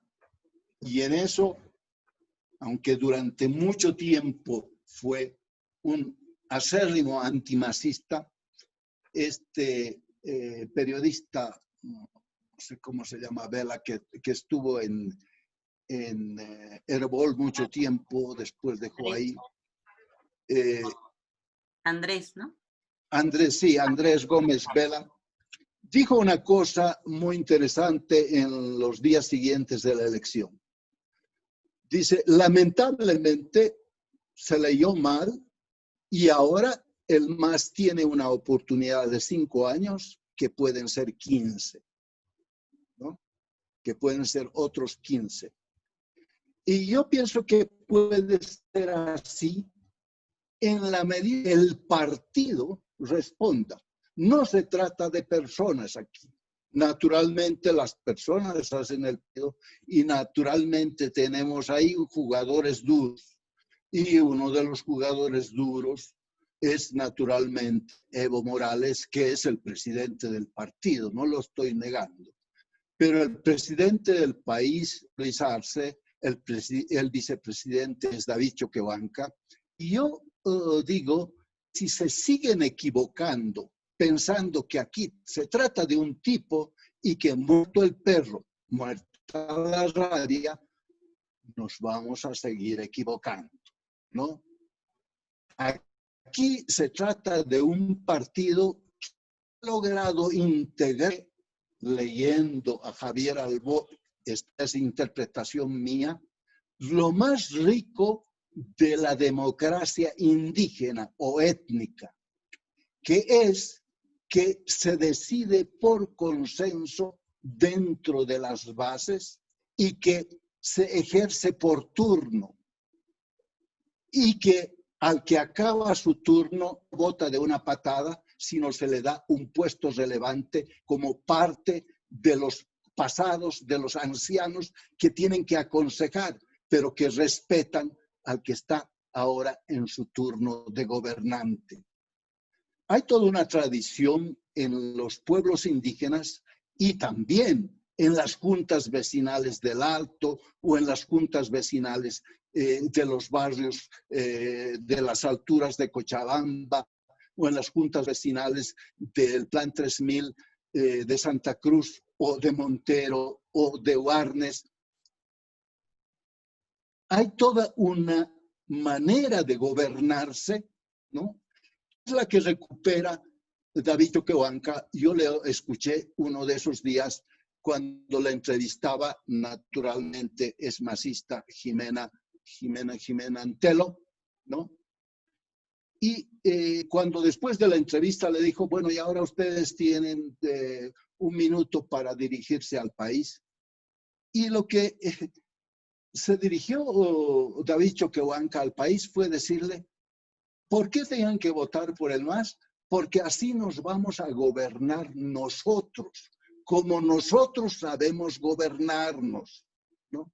Y entonces es ese Hiwasa, que ya lo he dicho, el inclusivo, el que está queriendo jugar aquí y lo está jugando el partido, con todas sus debilidades, con todas sus flaquezas humanas, etcétera, pero lo está jugando el partido. Si este partido, y yo insisto en eso, es capaz de estructurarse así, tenemos para 15 años. Si este partido no es capaz de superar bien estos 5 años legalmente ganados por elecciones democráticas y entramos a crisis internas de mal manejo orgánico de la organización, peleas internas, etcétera, y que eso no lo puede administrar, entonces sí se va a acabar dentro de 5 años y entonces el partido que haya logrado estructurarse para darle un nuevo mensaje a este sector de la población que hasta ahora es mayoritario y al otro sector de la población que no acaba de entender de qué se trata este juego, pues ese es el que será capaz de gobernar después de estos 5 años. Es mi modesta contribución. Les agradezco por escucharme y estoy dispuesto a cualquiera de sus preguntas. Muchas gracias. 1 hora y media estupenda. Me parece que hemos aprendido mucho a partir de 3 enfoques diversos, pero ricos los 3. A ver, para empezar, responderemos la pregunta que hizo César a Rafa sobre si es o no irreversible el cerebro de Evo. Y después Silvia ya concederá la palabra a las demás personas. Me temo que es irreversible. La investigación de experiencias concretas que se ha hecho tanto en Norteamérica como en Inglaterra viene a demostrar eso. El daño cerebral no es así nomás reparable. Me imagino que en un proyecto de rehabilitación, de volver a la vida normal, de volver a las bases, de trabajar, de ganarse la vida, de ser ciudadano de una comunidad sin mayores expectativas de mando ni de poder, podría ayudar a que ese daño se vaya recuperando en todo caso de manera muy lenta. Pero no es la actitud. El que ya padece el daño cerebral tiende a seguir creyéndose con poder y con derecho al poder y con mayor ambición de poder. Entonces yo desgraciadamente en este momento de Evo, en quien en su momento confié mucho y a quien apoyé con toda convicción, en este momento no espero de él nada que valga la pena. Esa es mi respuesta. Abrimos a todo el público. De acuerdo, entonces pueden levantar la mano o directamente abrir el micrófono. O bueno, la pregunta en el chat ya tenemos aquí, lo voy a leer, dice, ¿podrían comentar lo de los 2/3 en la Asamblea y Senado? Cualquiera de los panelistas, dice, ¿no? Palabra. Adelante, Hugo. Yo creo que no hay líneas rojas, ¿no? Eso hay que pactarlo como se pacta en cualquier parlamento, ¿no? O sea, entiendo que dentro de poco se va a poner sobre la mesa, ¿no? Y se pacta como se pacta todo, ¿no? En cualquier parlamento del mundo. Yo te doy esto y tú me das eso, ¿no? Pero hay que tener apertura para pactar. Si esa es la principal reivindicación para comenzar a trabajar de la oposición, pues habrá que tomar una decisión.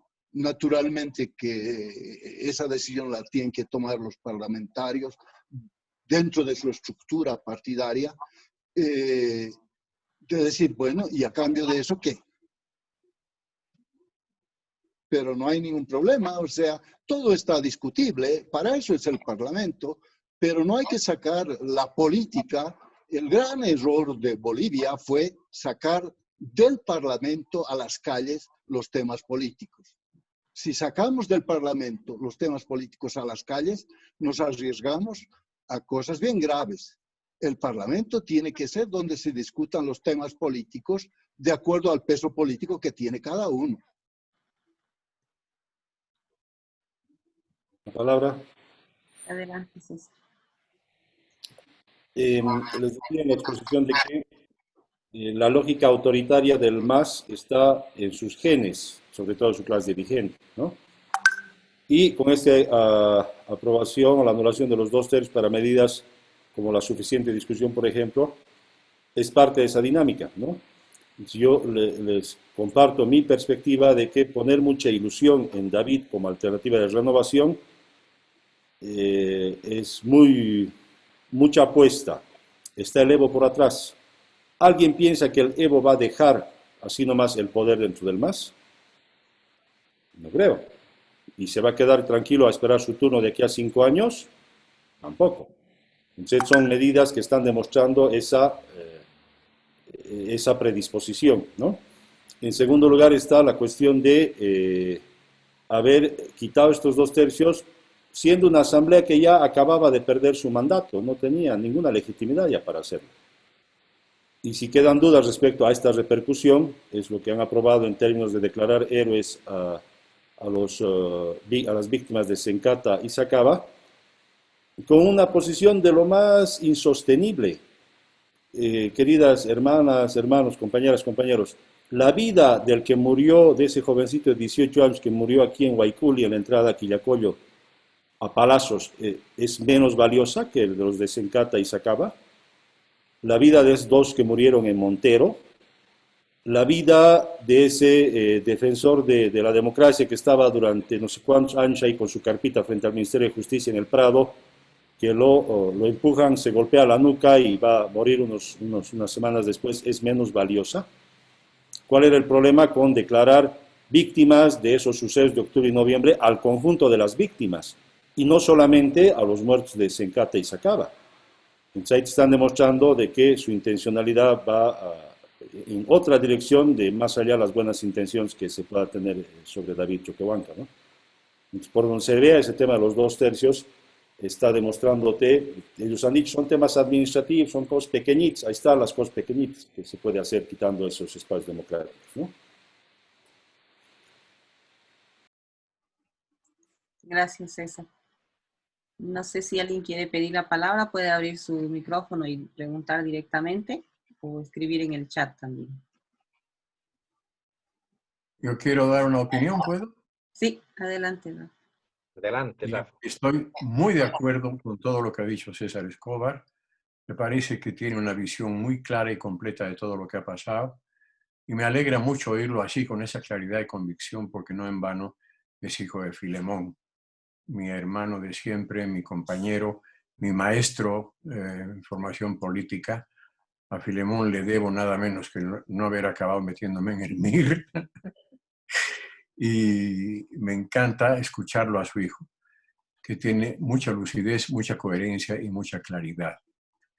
Otra cosa es que se haya visto en la necesidad, porque no había otra posibilidad de apoyar a Carlos Mesa, que ya está bien también por todo lo que hemos dicho unos y otros, y entre ellos César, no está a la altura de las esperanzas que habían puesto algunos en él. Fuera de eso, lo único que tengo que añadir es que me parece que el futuro es muy incierto y no comparto del todo la convicción de que Evo va a seguir siendo el número uno de más y el que manda en el país, porque todo tiene su tiempo, todo tiene su momento, y el momento de Evo de alguna manera ha empezado a pasar. Pero bueno, esto en términos muy demasiado puntuales. Lo que más quería era felicitar a César por su claridad. Gracias, Rafa. Aquí otra pregunta para cualquiera de los panelistas. Dice, ¿consideran que es posible, deseable, construir alternativas políticas partidarias de centro-izquierda al MAS? No sé cuál de los tres quisiera responder. Adelante, César. Por supuesto que sí, porque ya no solamente por una convicción ambientalista, necesitamos una organización política que le plantea al país una alternativa programática y luego se espera que de gestión de gobierno radical y definitivamente ambientalista, por ejemplo, ¿no? Ya no por un deseo de que o nos den pena el oso hormiguero que es quemado en el incendio o por las parabas o pobre arbolito que era tan antiguo, no. Es un tema de condicionante fundamental para el desarrollo del país, las condicionantes ambientales, ¿no? La expansión de la frontera agrícola. Mientras menos bosque hay en el oriente, menos lluvias hay en los valles y en el altiplano. Esa no es una cuestión de deseo, es una realidad absolutamente objetiva que debe ser asumida por una organización política. El MAS no lo está haciendo y dudo que lo vaya a hacer a mediano plazo, después de que Arce acaba de ofertar al Beni un desarrollo similar al cruceño. ¿A costa de qué? Sabemos, ¿no? A eso yo identificaría, por ejemplo, con una política de centro-izquierda. Lo que mencionaba Hugo respecto a la propuesta del republicanismo, claro, sonaba feo en contra del Estado plurinacional, y más bien en Bolivia hablar del Estado de Derecho, que fue una reivindicación liberal auténtica, digamos, resulta ser tremendamente progresista para nuestro país. Da vergüenza cómo la justicia, una vez que ni bien sale el Evo, se cuadran al Murillo. Antes de que el Arce asuma la presidencia, ya estaban cuadrándose al MAS, anulando juicios, anulando detenciones, ¿no?, de los masistas. Es decir, en Bolivia debe ser elemental, por más liberal que sea, el Estado de Derecho, la división de poderes, ¿no? Por eso es que ha sonado inclusive hasta traición la posición de Comunidad Ciudadana, pero había que respetar, había que, ¿cómo se dice?, apuntalar al Tribunal Electoral, a pesar de los resultados adversos, porque es uno de los pocos espacios democráticos que le queda al país. Entonces, está bien este tipo de digamos, caracterizaciones ideológicas, centro-izquierda, centro-derecha, pero si vamos a los contenidos, el MAS es tipificado de izquierda, pero ahí está el resultado en temas ambientales. El modelo económico no se ha movido un pelo de la época neoliberal, ¿no? ¿Cuál es la opción económica en sentido? Una economía basada, ¿no? En temas de derechos indígenas, sabemos lo que pasó con el PIB, con la invasión de los territorios indígenas y procesos de autodeterminación. Son muy de izquierda en América Latina, pero son muy reaccionarios en Europa, por ejemplo, ese tipo de posiciones. Depende del contexto y depende en cada temática. Es urgente, definitivamente, por la salud de la democracia en nuestro país, el tener alternativas políticas. Y mejor son, digamos, si bajo el léxico de izquierda-derecha, mejor si son obviamente a la izquierda, ¿no? Gracias. A ti, César. Hugo. Ahora, sí, yo sí creo que es necesario una oposición coherente y bien organizada, un partido bien organizado. Ahora, la ilusión es querer organizar eso en un año, ¿no? Fíjense, al MAS le costó desde el año 95 más o menos, cuando ya se presentó la primera vez como partido en Alianza de Izquierda Unida a las elecciones. Desde entonces vienen trabajando para ser un partido. Desde entonces tenemos por lo menos 25 años de trabajo, ¿no? La gran dificultad que ha tenido el MAS tiene muchos defectos, ha acabado siendo un partido autoritario, etcétera, es por no tener oposición, ¿no? Entonces, cuando no tiene una oposición coherente, naturalmente los partidos no están compuestos de ángeles, están compuestos de hombres, y esto que señala el Rafu, que el poder corrompe, corrompe pues, ¿no? Pero no corrompe solo aquí, corrompe en todas partes, pero así son los seres humanos y así se ha estructurado un sistema de gobierno que es la democracia con sus pesos y contrapesos. Pero cuando falta un contrapeso, o cuando todo el peso o el contrapeso es vamos a quitar este porque es un bruto, porque es un burro, porque no me gusta, estamos muy mal. El MAS tiene ahora, por lo menos, según yo, para 5 años. La oposición tiene 5 años para prepararse, para hacer una propuesta al país que sea coherente y que le seduzca, pues.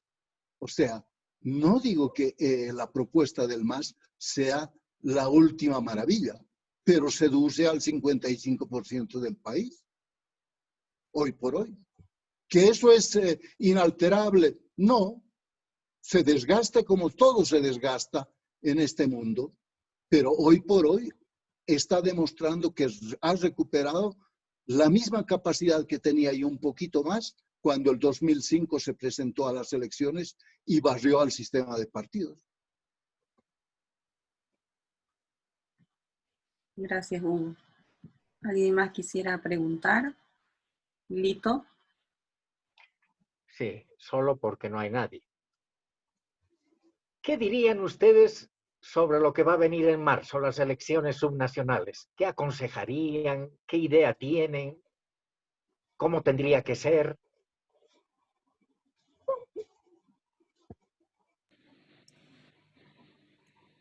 Adelante, César. En esta misma lógica del alto nivel de politización de la sociedad boliviana, va a jugar, yo creo, la sociedad a los pesos y contrapesos democráticos, ¿no? Dudo que vaya a consolidar una presencia absoluta y hegemónica del MAS en todas la mayoría de las gobernaciones y municipios. Seguramente en los rurales sí. En el caso de Cochabamba pesa mucho los municipios del conurbano, ¿no? Sacaba Cochabamba, Colcapiro, Atiquipaya, Quillacoya, etc. Entonces, ahí me parece que podría haber un buen nivel de pesos y contrapesos en la elección. En segundo lugar, una característica de las subnacionales pesa mucho el perfil del candidato ya como persona, inclusive al margen del partido que te vaya a auspiciar, ¿no? Entonces yo creo que puede ser un escenario interesante de reconfiguración un poco de las representaciones políticas en esta lógica de pesos y contrapesos, ¿no?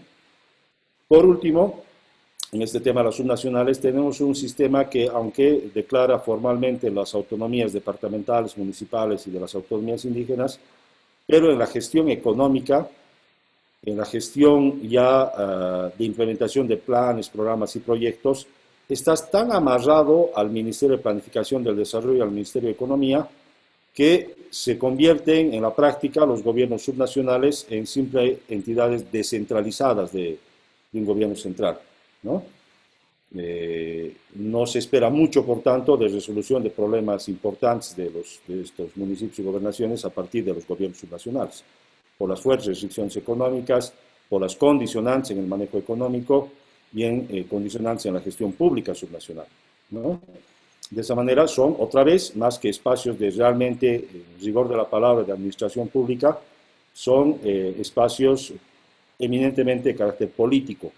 Y espero que haya, tengo la sospecha, digamos, conociendo un poco mínimamente cómo actúa nuestra sociedad, de peso y contrapeso en la cuestión de los gobiernos nacionales, ¿no? Gracias. Gracias, César. ¿Quisieran acotar algo, Rafael, Hugo? Estoy de acuerdo con lo que dice César y creo que así va a ser, que esas son las características de las elecciones subnacionales. Vamos a ver qué tal. No me atrevo a pronosticar nada en este momento porque el país está bastante en el aire e indeciso en estos temas. Gracias, Rafael. A ver, yo quisiera opinar sobre lo que yo veo que pasa ahora en La Paz, por ejemplo. Cochabamba conozco menos, y en Santa Cruz porque es interesante ahí la pelea. Un primer dato es que en todas las capitales de departamento, creo que excepto Cobija, perdió el MAS, ¿no? Entonces, en los municipios que son capitales de departamento, este es el municipio de Santa Cruz, municipio de Cochabamba, municipio de La Paz, etcétera, no va a ganar el MAS. Está claro, ¿no? A no ser que, y ese es a no ser que, es el interesante, los que no son MAS no se unan, sino que en vez de salir 1, 2, 3, 4 candidaturas, en vez de salir una, salgan 4. Entonces, el MAS, que tiene una posición unificada, tiene mucha más chance. Mientras más dispersión del voto haya en las capitales departamentales y algunas ciudades más importantes, mientras más dispersión del voto haya, todo eso favorece al MAS. Está claro, porque el MAS tiene, hoy por hoy, y quizás me estoy equivocando, pero una dirección central que va a decidir en último momento cuál es la posición del partido para cada una de las plazas donde se presenta como partido. En Santa Cruz están en una pelea a muerte demócratas y Camacho, ¿no? Y claro, Camacho ya no tiene su apéndice de Potosí, que ha declarado que creemos se acabó.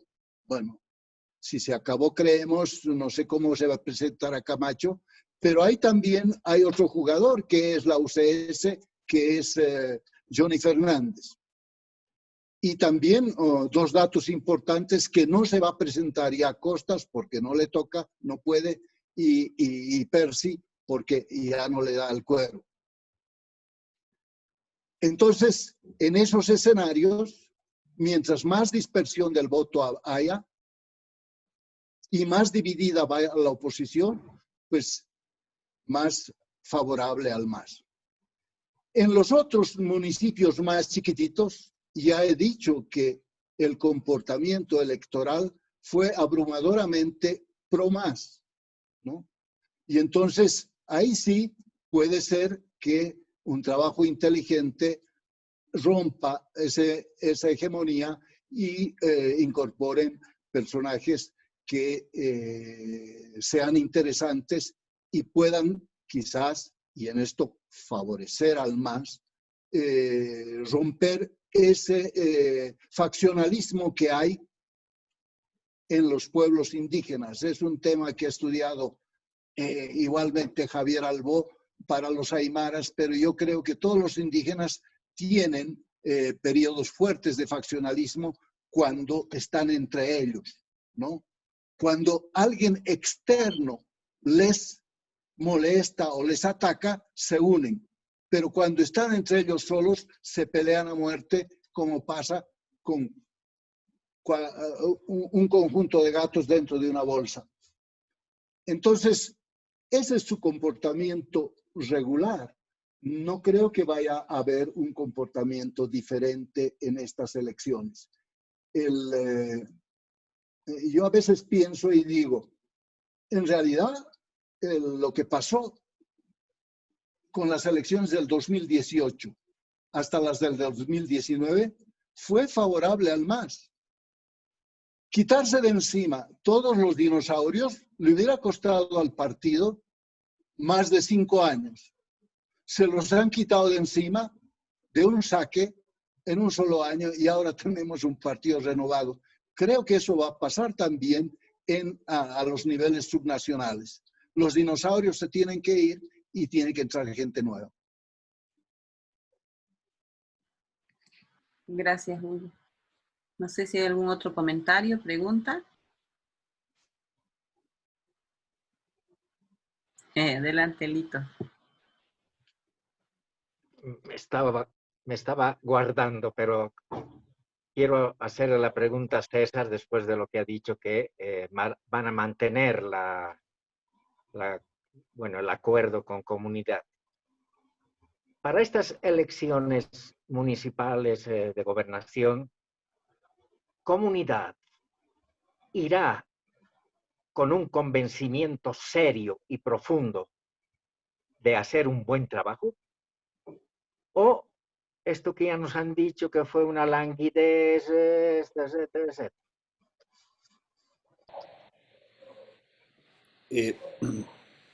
Hemos estado después del 18 de octubre unos 7 días todos callados, intentando asimilar el masazo, ¿no?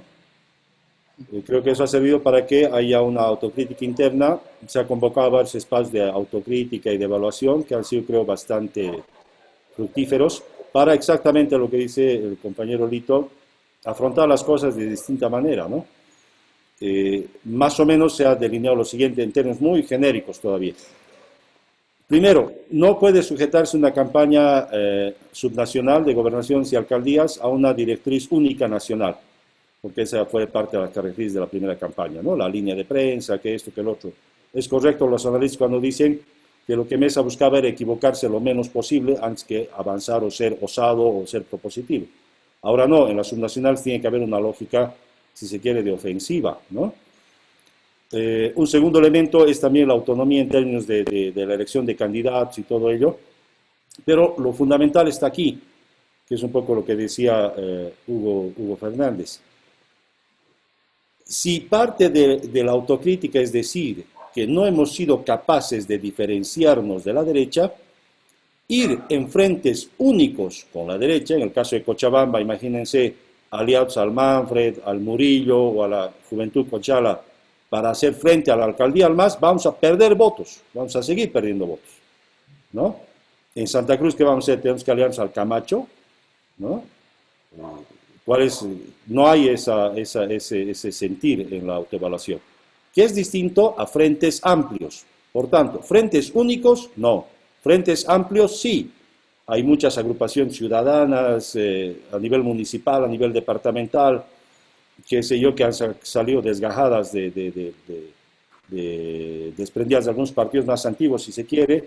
La gente Solvó en La Paz, así, grupos de ese tipo, en que es necesario hacer frentes amplios. Aquí en el caso de Cochabamba también hay varios grupitos desgajados del MAS, ya muy antiguos. Frentes amplios a ese nivel, por supuesto que sí. Frentes únicos sería un error, ¿no? Entonces eso es lo que yo respondería. Y tal vez no voy a tener oportunidad para despedirme. Quiero aprovechar para agradecer, Rafa, por tus palabras. Sabes también que nosotros como familia te apreciamos mucho, te queremos mucho. Mi papá siempre te mantenía en primer orden de la familia, de los amigos.